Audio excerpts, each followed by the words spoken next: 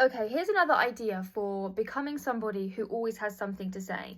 So, this series is me sharing some of the tips that I share with my students, because what I've noticed over my time as being an English tutor is that so many people would come to lessons because they feel like they needed more vocabulary, they needed to improve their grammar, they needed all these extra things that were going to help them become a better speaker. But actually what most people are lacking every single time is just ideas of things to talk about. So what I want you to practice this time is recording. I was going to say filming, you could film a video if you wanted to, but recording some kind of voice memo where you challenge yourself to speak for 60 to 90 seconds out loud about a topic of your choice. You could talk about your favorite part of your day as a whole, something you're learning about yourself, something you're doing at work at the moment, something you're learning about at school, something you want to change, your goals, literally anything. Or what I also think is good practice on a Monday is talk about your weekend,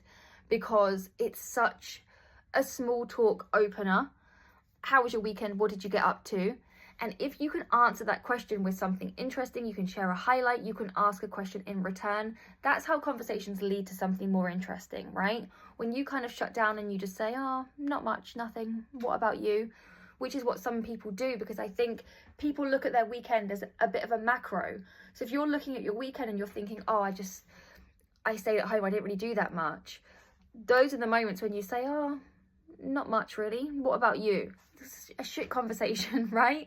When you can look at your weekend as more micro, like you might have been at home, but what were you watching? What were you doing? What were you listening? What were you looking at online? What's piquing your curiosity at the moment? What do you care about right now?